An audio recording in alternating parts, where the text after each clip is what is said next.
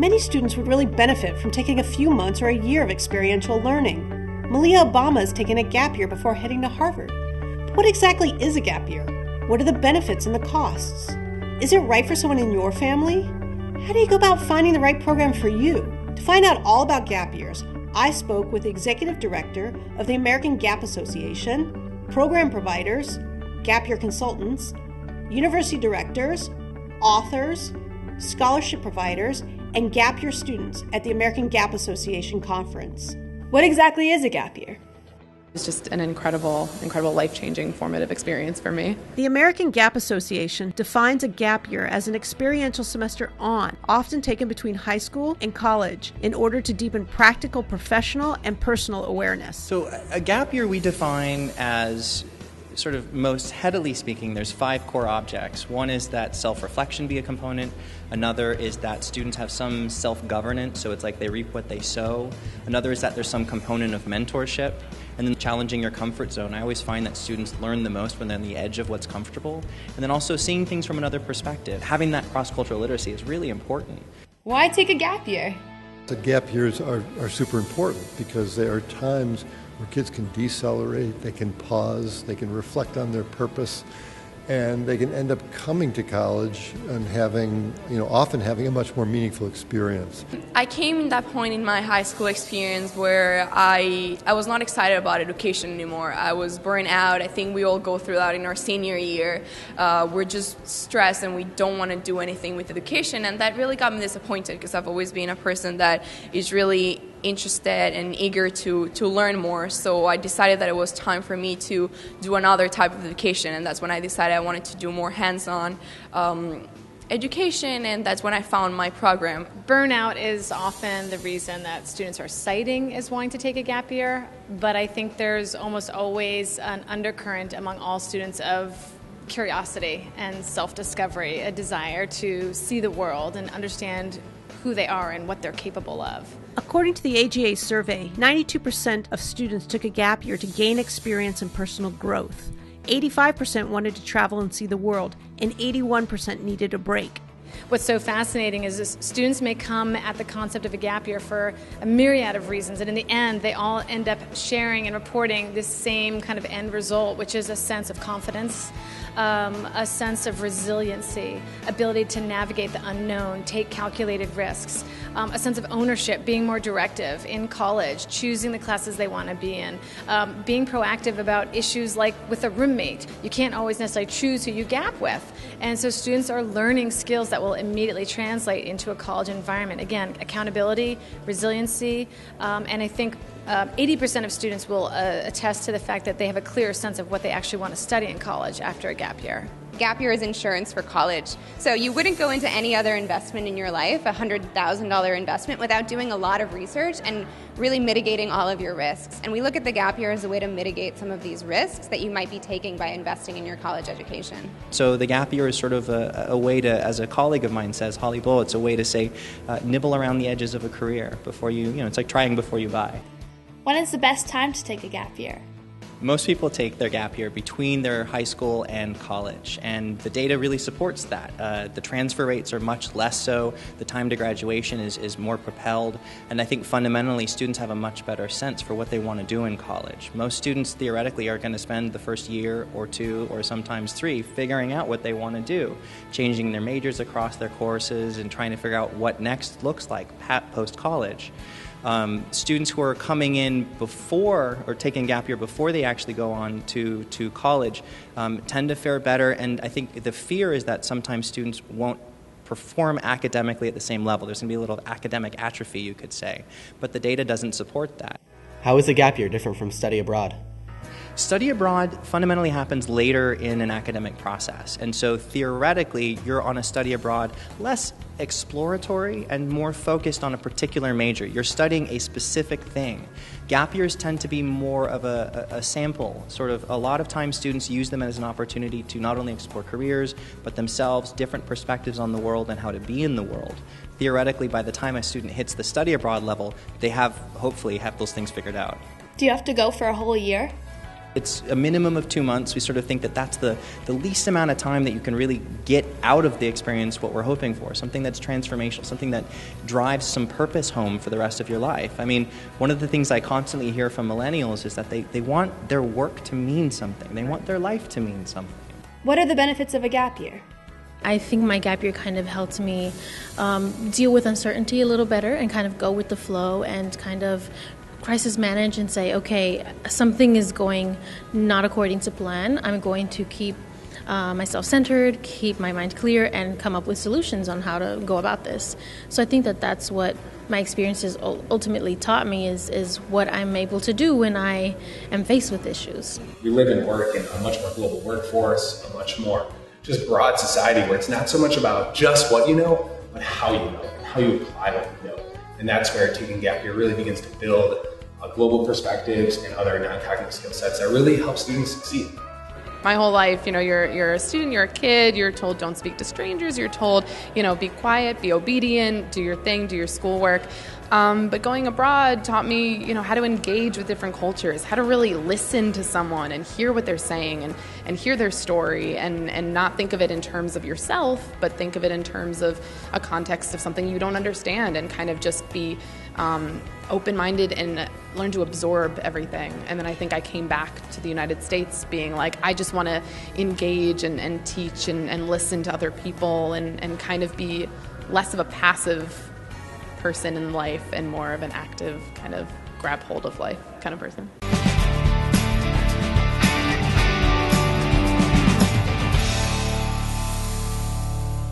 Who should go on a gap year? You go to a high school, you take a cross-section of the students, you're going to get some jocks, you're going to get students who are pre-med AP, you're going to get a couple floaters and a couple people that are just, not totally sure what they want to do. And all of those students have a place at the table of the gap year. I think the number one reason that we see students taking a gap year is burnout. So this is maybe a valedictorian or someone who's excelled at all these extracurriculars and in their academic life, and suddenly they're feeling like they've just done it all and they're tapped out and they need to replenish that well. I think that's a big one. And we see a lot of success in students who are at that stage to take a gap year. I think the second one is students who maybe don't know exactly what they want to go to school for. And increasingly, college is not a safe bet and it's incredibly expensive. So to be able to take some time off before you go to school to really clarify your vision, clarify what you want to be doing before you take that jump into higher education is really, really valuable. Well, the wonderful thing about gap year is that it really can benefit a lot of different types of student, but there are a couple profiles of good gap year candidates. So one type of student would be a student who has never really loved the classroom environment and really loves learning through experiences.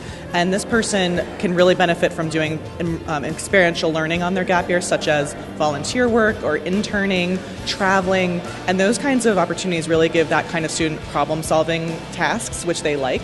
Another kind of student that's good for a gap year is a really overly achieving student who maybe feels burnt out by the time they've actually applied and gotten accepted to college. Those students just taking a break from the academic world and from the classroom environment can be reinvigorated by the time they actually start school.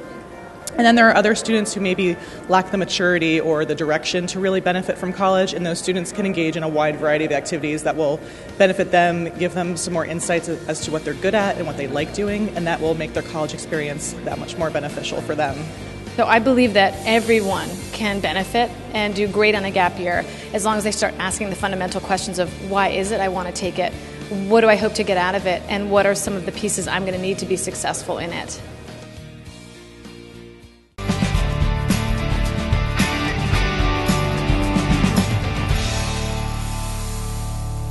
What leads to a successful gap year?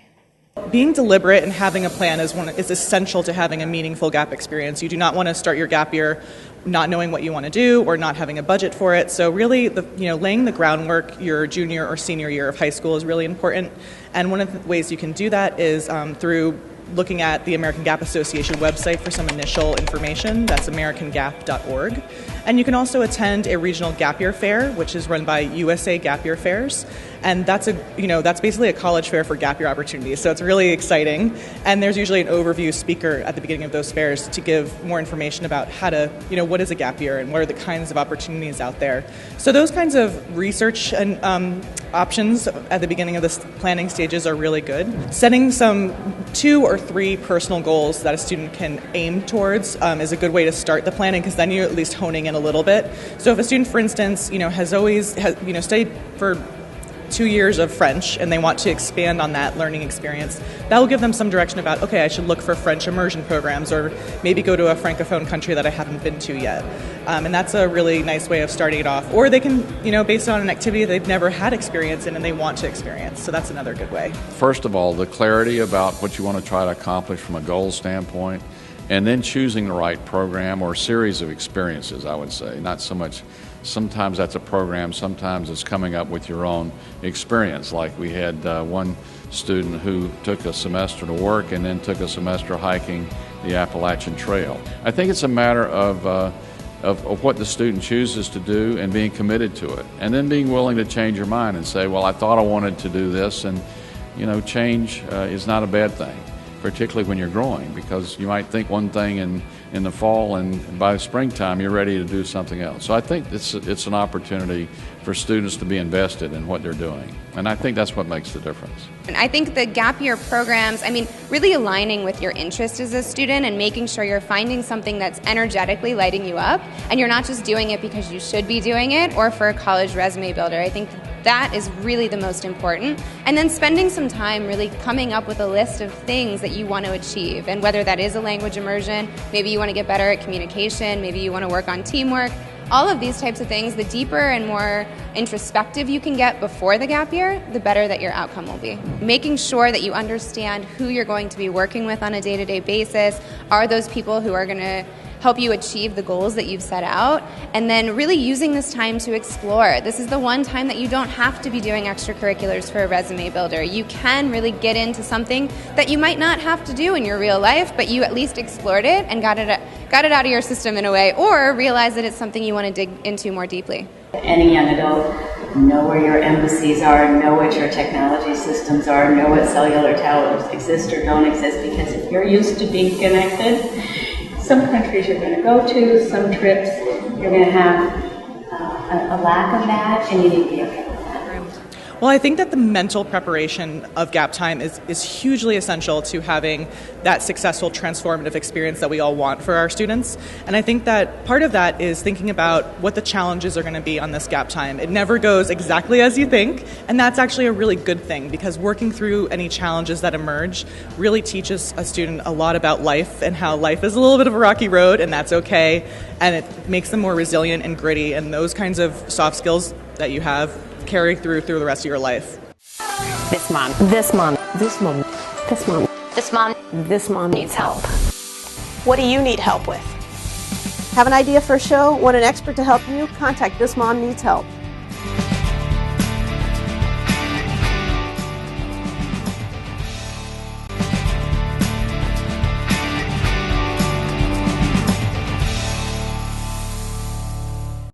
As a parent, I'd like to know more about the range of cost of gap year programs, as well as how they're going to ensure the safety of my daughter.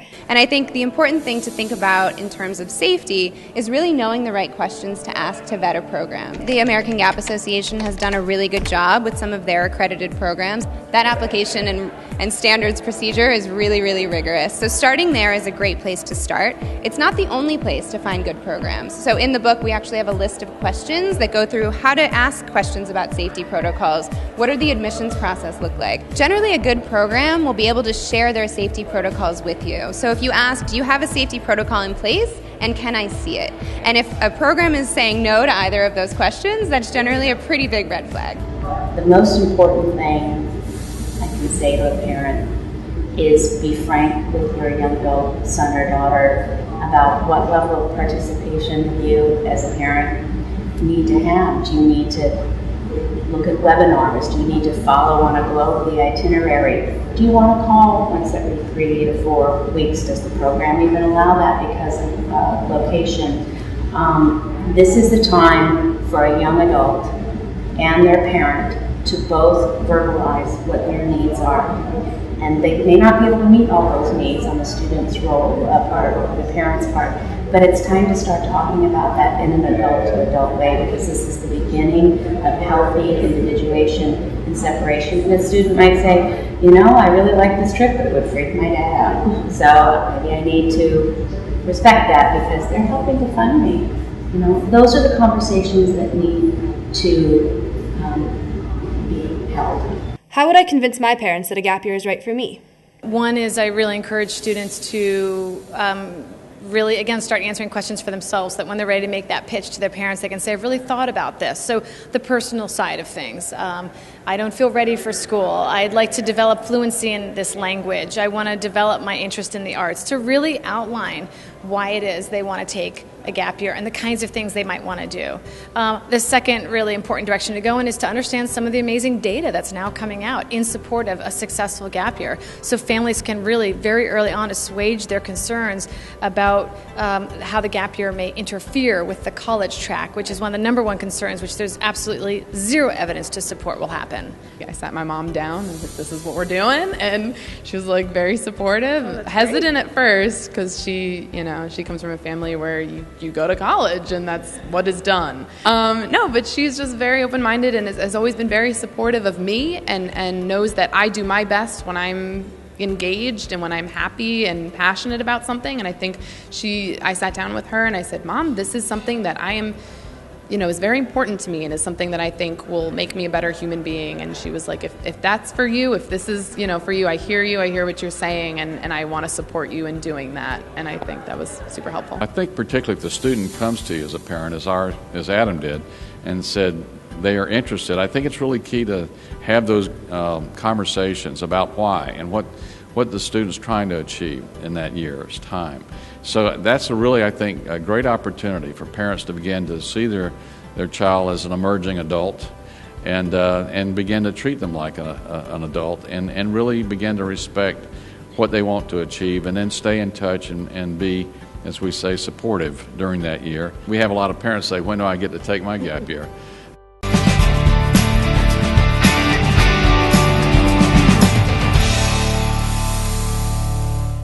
Is there financial aid or scholarships to go on a gap year? We're also trying to figure out a way to make a gap year work for low-income kids as well.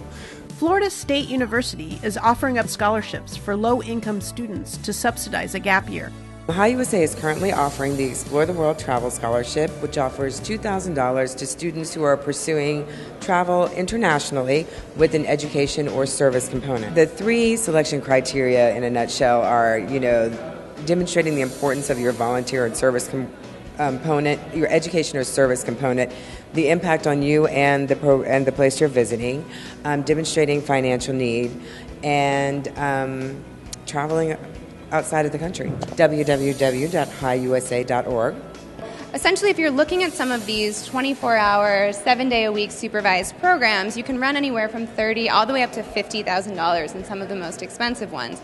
On the other side of that, students have programs like City Year, where they're actually receiving a stipend instead of paying out. So they're, for a year of service, being able to have this amazing experience and this transformative experience, but then actually getting paid a small amount to be able to do it. And then the costs really range anywhere in between that.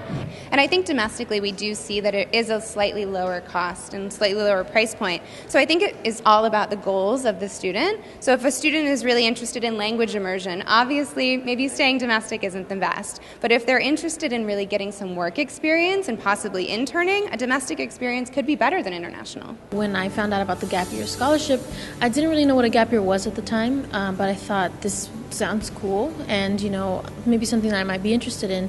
And as I got through the rounds, like getting in through the second round, making it into the finals, I started thinking more seriously, all right, what is a gap year? What I do with a gap year, and is this something that's right for me? And I started thinking that, okay, if I have the opportunity to do this, I do want to do it. And it was tough because I had to think about, all right, I got into my dream school, I got a full scholarship, do I want to postpone that for this alternate experience that, I don't know much about and that I'll have to define myself? And ultimately I decided that was the way to go. I I got the scholarship from the Campus Y at UNC Chapel Hill called the Global Gap Year Fellowship, and I was part of the first cohort of students to do it.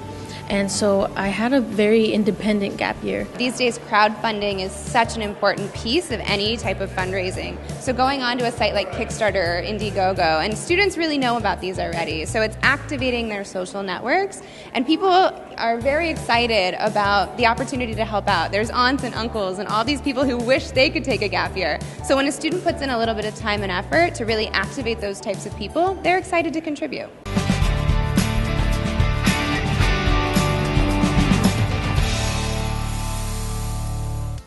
How would I find the right program for me?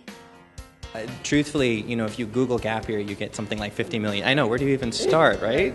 So one of the things I always like to point out the fact that there's a whole industry around gap year counselors. So specialists who you can pay a small sum of money from $500 to $2,500, and they'll coach you through the process. As with many things in life, the gap year is best done with some advice by those who have come before. And so the fear is always you don't know what you don't know.